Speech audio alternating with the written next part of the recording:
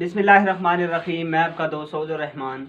दोस्तों, आज हम जिस मौजू पे बात करने जा रहे हैं उसका उन्वान है कि क्या इस्लाम जो है वो पूरी दुनिया के लिए ख़तरा है। जी हाँ, आज मैंने एक दोस्त का, एक भाई का कमेंट पढ़ा जिसने लिखा हुआ था कि Islam is threat for all the world. उसने आगे वजह लिखी हुई थी कि इसलिए ख़तरा है क्योंकि इस्लाम में जिहाद है। तो मेरे दोस्तों, आज बताना ये था कि क्या वाकई इस्लाम ख़तरा है। जी हाँ, हम देखते हैं कि इस्लाम में अल्लाह पाक ने हमें हर किस्म का हुक्म दिया है। अल्लाह पाक ने हमें पहले तो हुक्म दिया है कि नमाज कायम करो, ज़कात दो, हज करो। इन तमाम अहकाम के बाद अल्लाह पाक ने हमें हुक्म दिया है कि अल्लाह के रास्ते में जिहाद करो।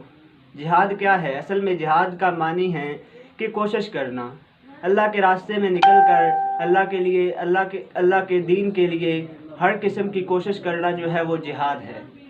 इसीलिए फरमाया कि अल्लाह के रास्ते में एक दिन और एक रात लगाना दुनिया व माफ़ीहा से बेहतर है।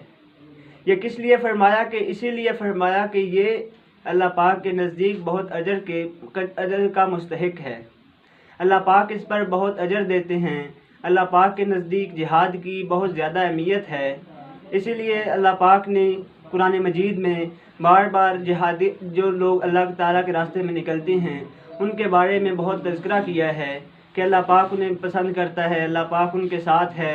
जो अल्लाह के रास्ते में लड़ते हैं ऐसे लड़ते हैं जैसे शीशा पलाई हुई दीवार हैं, यानी वो ऐसे मुत्तहिद होकर लड़ते हैं कि वो ऐसे हैं कि शीशा पलाई हुई दीवार हैं।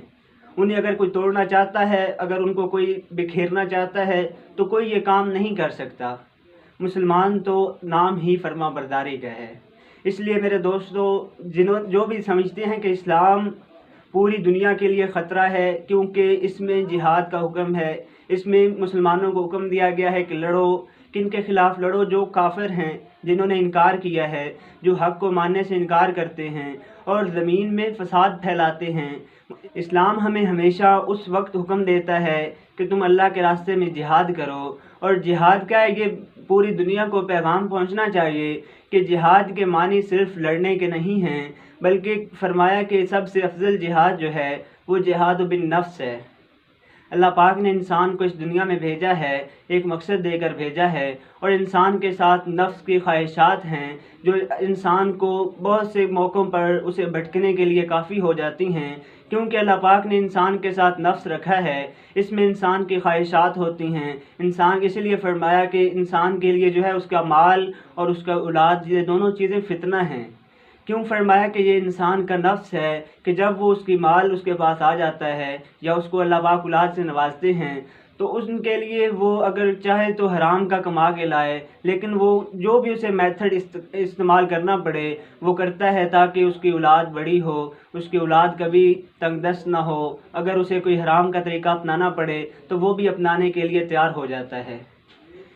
इसलिए मेरे भाइयों, जिहाद जो है उसका जो तसव्वुर लिया जाता है दुनिया में, और दुनिया जो समझती है कि जिहाद का मानी और जिहाद के मफ़हूम में सिर्फ़ यही है कि अल्लाह के रास्ते में तलवार उठाई जाए, तलवार उठाकर लड़ा जाए, बल्कि ये नहीं, बल्कि इसके मानी ये हैं कि अल्लाह के रास्ते में कोई अगर कलमी जिहाद कर रहा है, यानी कोई कलम के ज़रिए जिहाद कर रहा है, तो वो भी जिहाद है। इसी तरह अगर कोई कोशिश कर रहा है कि मुसलमानों को वो अपनी ज़बान के ज़रिए, लिसान के ज़रिए लोगों को दावत दे, तो वो भी जिहाद कर रहा है।